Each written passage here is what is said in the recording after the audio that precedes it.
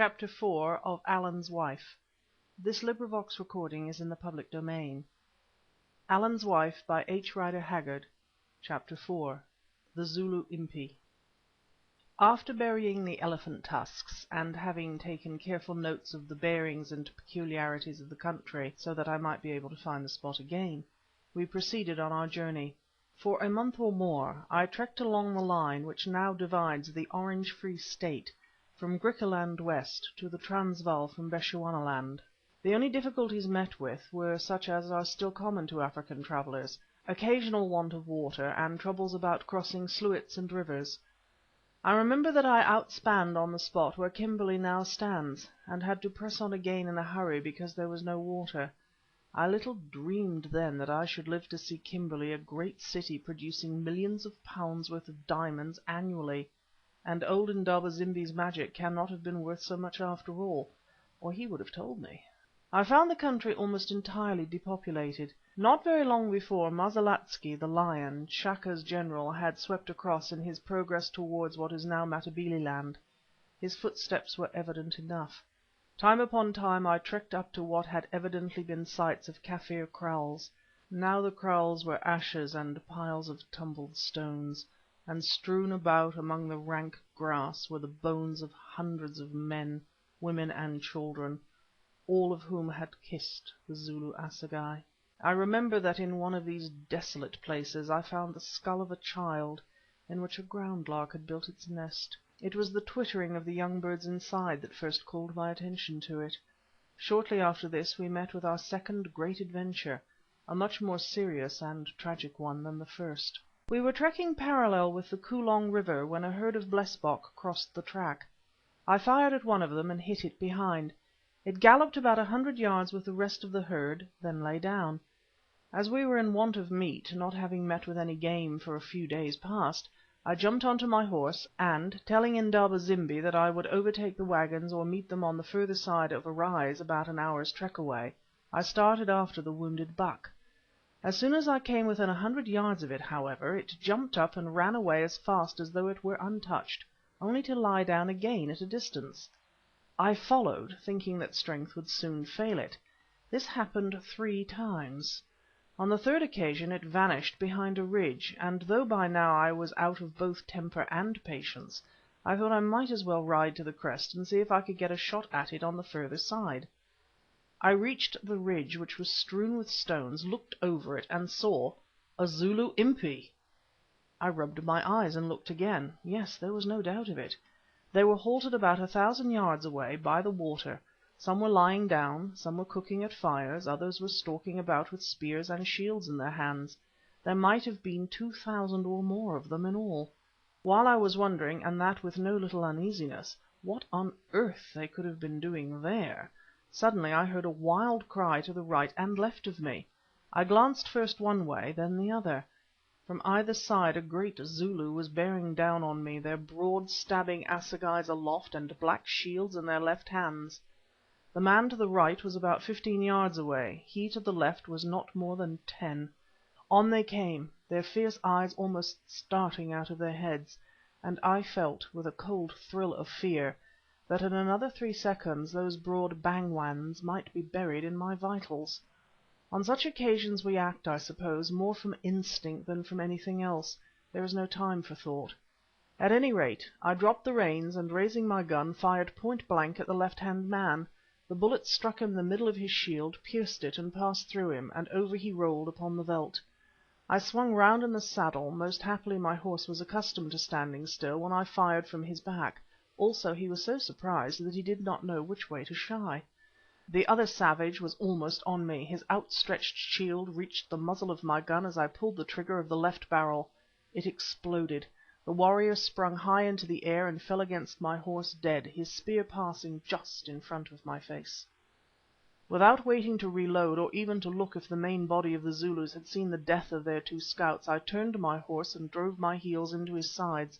As soon as I was down the slope of the rise, I pulled a little to the right in order to intercept the waggons before the Zulus saw them.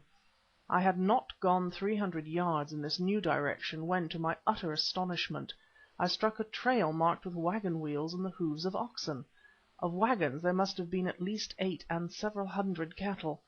Moreover, they had passed within 12 hours, I could tell that by the spoor.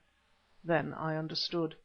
The Impi was following the track of the waggons, which in all probability belonged to a party of emigrant Boers. The spoor of the waggons ran in the direction I wished to go, so I followed it.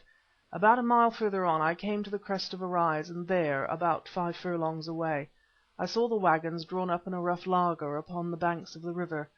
There, too, were my own waggons trekking down the slope towards them. In another 5 minutes I was there.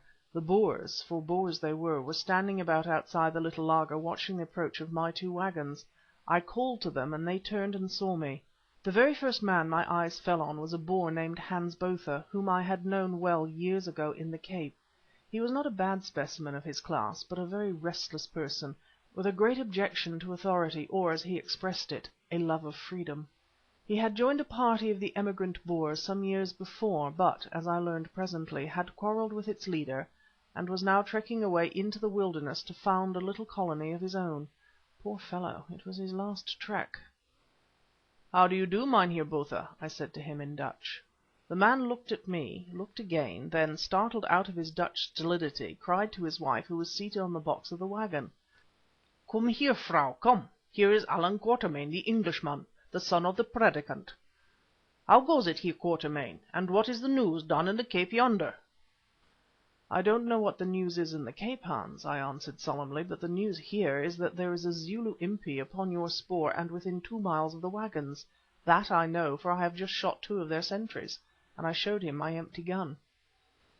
For a moment there was a silence of astonishment, and I saw the bronzed faces of the men turn pale beneath their tan, while 1 or 2 of the women gave a little scream, and the children crept to their sides. "Almighty!" cried Hans. "That must be the Umtetwa regiment at the Dingaan sent against the Basutos. But who would not come at them because of the marshes, and so were afraid to return to Zululand and struck north to join Mosilikatze. Laager up, cows, laager up for your lives, and one of you jump on a horse and drive in the cattle." At this moment my own waggons came up. Indaba zimbi was sitting on the box of the first, wrapped in a blanket. I called him and told him the news. "Ill tidings, Macumazahn," he said. "There will be dead Boers about tomorrow morning, but they will not attack till dawn, then they will wipe out the laager, so," and he passed his hand before his mouth. "Stop that croaking, you white-headed crow," I said, though I knew his words were true. What chance had a laager of 10 waggons, all told, against at least 2,000 of the bravest savages in the world? "Macumazahn, will you take my advice this time?" Indaba zimbi said presently. "What is it?" I asked. "This. Leave your waggons here, jump on that horse, and let us two run for it as hard as we can go. The Zulus won't follow us. They will be looking after the Boers." "I won't leave the other white men," I said. "It would be an act of a coward. If I die, I die." "Very well, Macumazahn, then stay and be killed," he answered, taking a pinch of snuff. "Come, let us see about the waggons." And we walked towards the laager. Here everything was in confusion. However, I got hold of Hans Botha and put it to him if it would not be best to desert the waggons and make a run for it. "How can we do it?" he answered. "2 of the women are too fat to go a mile, and 1 is sick in childbed, and we have only 6 horses among us. Besides, if we did, we should starve in the desert. No, Heer Allan, we must fight it out with the savages, and God help us." God help us indeed. Think of the children, Hans. "I can't bear to think," he answered in a broken voice, looking at his own little girl, a sweet, curly-haired, blue-eyed child of 6 named Tota, whom I had often nursed as a baby. "Oh, Heer Allan, your father, the Predikant, always warned me against trekking north, and I never would listen to him because I thought him a cursed Englishman. Now I see my folly, Heer Allan. If you can, try to save my child from those black devils. If you live longer than I do, or if you can't save her, kill her," and he clasped my hand. "It hasn't come to that yet, Hans," I said. Then we set to work on the laager. The waggons, of which, including my 2, there were 10, were drawn into the form of a square, and the disselboom of each securely lashed with rheims to the underworks of that in front of it. The wheels were also locked, and the space between the ground and the bed planks of the waggons was stuffed with branches of the wait-a-bit thorn, that fortunately grew near in considerable quantities. In this way a barrier was formed of no mean strength as against a foe unprovided with firearms, places being left for the men to fire from. In a little over an hour everything was done that could be done, and a discussion arose as to the disposal of the cattle, which had been driven up close to the camp. Some of the Boers were anxious to get them into the laager, small as it was, or at least as many of them as it could hold. I argued strongly against this, pointing out that the brutes would probably be seized with panic as soon as the firing began, and trample the defenders of the laager underfoot. As an alternative plan I suggested that some of the native servants should drive the herd along the valley of the river till they reached a friendly tribe or some other place of safety. Of course, if the Zulus saw them they would be taken, but the nature of the ground was favourable, and it was possible that they might escape if they started at once. The proposition was promptly agreed to, and what is more, it was settled that one Dutchman and such of the women and children as could travel should go with them. In half an hour's time 12 of them started with the natives, the Boer in charge and the cattle. 3 of my own men went with the latter, the 3 others and Indaba zimbi stopped with me in the laager. The parting was a heartbreaking scene, upon which I do not care to dwell. The women wept, the men groaned, and the children looked on with scared white faces. At length they were gone, and I for one was thankful of it. There remained in the laager 17 white men, 4 natives, the 2 Boer fraus who were too stout to travel, the woman in childbed and her baby, and Hans Botha's little daughter Tota, whom he could not make up his mind to part with. Happily her mother was already dead, and here I may state that 10 of the women and children, together with about half of the cattle, escaped. The Zulu Impi never saw them, and on the 3rd day of travel they came to the fortified place of the Griqua chief, who sheltered them on receiving half the cattle in payment. Thence by slow degrees they journeyed down to the Cape Colony, reaching a civilized region within a little more than a year from the date of the attack on the laager. The afternoon was now drawing towards evening, but still there were no signs of the Impi. A wild hope struck us that they might have gone on about their business.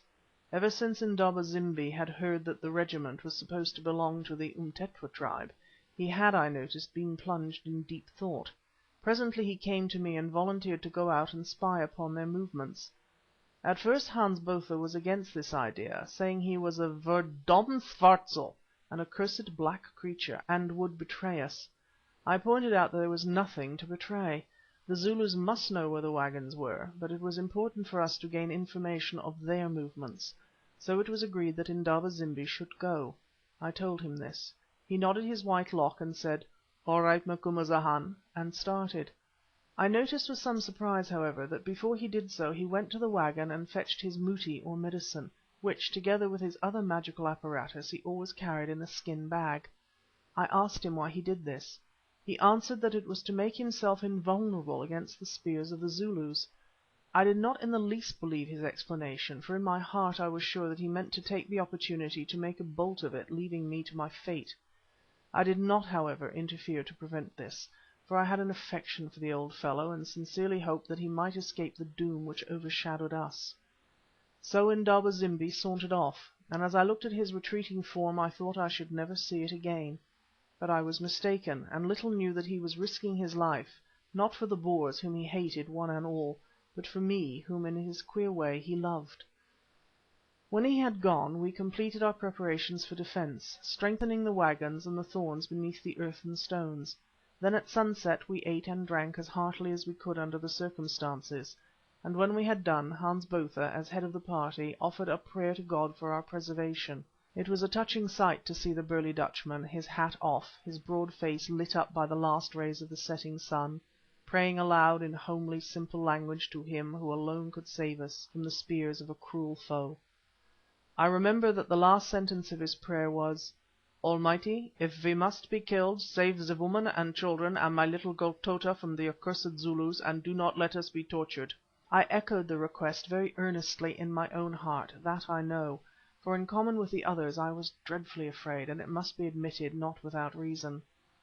Then the darkness came on, and we took up our appointed places, each with a rifle in his hand, and peered out into the gloom in silence. Occasionally one of the Boers would light his pipe with a brand from the smouldering fire, and the glow of it would shine for a few moments on his pale, anxious face. Behind me one of the stout fraus lay upon the ground. Even the terror of our position could not keep her heavy eyes from their accustomed sleep, and she snored loudly. On the further side of her, just by the fire, lay little Tota, wrapped in a kaross. She was asleep also, her thumb in her mouth, and from time to time her father would come to look at her. So the hours wore on while we waited for the Zulus. But from my intimate knowledge of the habits of natives I had little fear that they would attack us at night, though, had they done so, they could have compassed our destruction with but small loss to themselves. It is not the habit of this people. They like to fight in the light of day, at dawn for preference. About 11 o'clock, just as I was nodding a little at my post, I heard a low whistle outside the laager. Instantly I was wide awake, and all along the line I heard the clicking of locks as the Boers cocked their guns. "Macumazahn," said a voice, the voice of Indaba zimbi. "Are you there?" "Yes," I answered. "Then hold a light so that I can see how to climb into the laager," he said. "Ja, ja, hold a light," put in one of the Boers. "I don't trust that black schepsel of yours, Heer Quatermain. He may have some of his countrymen with him." Accordingly a lantern was produced and held towards the voice. There was Indaba zimbi alone. We let him into the laager and asked him the news. "This is the news, white man," he said. "I waited till dark, and creeping up to the place where the Zulus are encamped, hid myself behind a stone and listened. They are a great regiment of the Umtetwas, as Baas Botha yonder thought. They struck the spoor of the waggons 3 days ago and followed it. Tonight they sleep upon their spears. Tomorrow at daybreak they will attack the laager and kill everybody. They are very bitter against the Boers because of the battle at Blood River and the other fights, and that is why they followed the waggons instead of going straight north after Mosilikatze." A kind of groan went up from the group of listening Dutchmen. "I tell you what it is, Heeren," I said, "instead of waiting to be butchered here like a buck in a pitfall, let us go out now and fall upon the Impi while it sleeps." This proposition excited some discussion, but in the end only one man could be found to vote for it. Boers as a rule lack that dash which makes great soldiers. Such forlorn hopes are not in their line, and rather than embark upon them they prefer to take their chance in a laager, however poor that chance may be. For my own part I firmly believe that, had my advice been taken, we should have routed the Zulus. 17 desperate white men, armed with guns, would have produced no small effect upon a camp of sleeping savages. But it was not taken, so it is no use talking about it. After that we went back to our posts, and slowly the weary night wore on towards the dawn. Only those who have watched under similar circumstances while they waited the advent of almost certain and cruel death can know the torturing suspense of those heavy hours. But they went somehow, and at last in the far east the sky began to lighten, while the cold breath of dawn stirred the tilts of the waggons and chilled me to the bone. The fat Dutchwoman behind me woke with a yawn, then remembering all, moaned aloud, while her teeth chattered with cold and fear. Hans Botha went to his waggon and got a bottle of peach brandy, from which he poured into a tin pannikin, giving us each a stiff dram, and making attempts to be cheerful as he did so. But his affected jocularity only seemed to depress his comrades the more. Certainly it depressed me. Now the light was growing, and we could see some way into the mist which still hung densely over the river, and now there it was. From the other side of the hill, 1,000 yards or more from the laager, came a faint humming sound. It grew and grew till it gathered to a chant, the awful war chant of the Zulus. Soon I could catch the words. They were simple enough. "We shall slay, we shall slay. Is it not so, my brothers? Our spears shall blush blood red. Is it not so, my brothers? For we are the sucklings of Chaka. Blood is our milk, my brothers. Awake, children of the Umtetwa, awake. The vulture wheels, the jackal sniffs the air. Awake, children of the Umtetwa. Cry aloud, ye ringed men. There is the foe, we shall slay them. Is it not so, my brothers? S'gee, s'gee, s'gee." Such is a rough translation of that hateful chant which to this very day I often seem to hear. It does not look particularly imposing on paper, but if, while he waited to be killed, the reader could have heard it as it rolled through the still air from the throats of nearly 3,000 warriors singing all to time, he would have found it impressive enough. Now the shields began to appear over the brow of the rise. They came by companies, each company about 90 strong. Altogether there were 31 companies. I counted them. When all were over they formed themselves into a triple line, then trotted down the slope towards us. At a distance of 150 yards, or just out of the shot of such guns as we had in those days, they halted and began singing again. Yonder is the kraal of the white man, a little kraal, my brothers. We shall eat it up, we shall trample it flat, my brothers. But where are the white man's cattle? Where are his oxen, my brothers? This question seemed to puzzle them a good deal, for they sang the song again and again. At last a herald came forward, a great man with ivory rings about his arm, and putting his hands to his mouth, called out to us, asking where our cattle were. Hans Botha climbed on to the top of the waggon and roared out that they might answer that question themselves. Then the herald called again, saying that he saw the cattle had been sent away. "We shall go and find the cattle," he said. "Then we shall come and kill you, because without cattle you must stop where you are. But if we wait to kill you before we get the cattle, they may have trekked too far for us to follow, and if you try to run away we shall easily catch you, white men." This struck me as a very odd speech, for the Zulus generally attack an enemy first and take his cattle afterwards. Still, there was a certain amount of plausibility about it. While I was still wondering what it all might mean, the Zulus began to run past us in companies towards the river. Suddenly a shout announced that they had found the spoor of the cattle, and the whole Impi of them started down it at a run till they vanished over a rise about a quarter of a mile away. We waited for half an hour or more, but nothing could we see of them. "Now I wonder if the devils have really gone," said Hans Botha to me. "It is very strange." "I will go and see," said Indaba zimbi, "if you come with me, Macumazahn. We can creep to the top of the ridge and look over."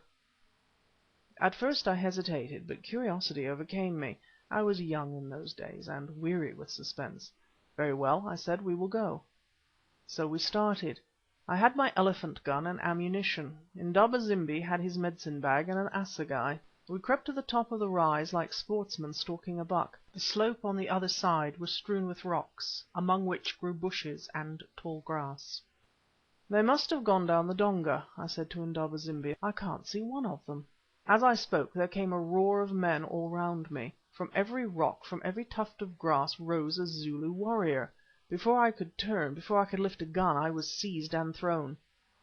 "Hold him, hold the White Spirit fast," cried a voice. "Hold him, or he will slip away like a snake. Don't hurt him, but hold him fast. Let Indaba zimbi walk by his side." I turned on Indaba zimbi. "You black devil, you have betrayed me," I cried. "Wait and see, Macumazahn," he answered coolly. "Now the fight is going to begin." Chapter 5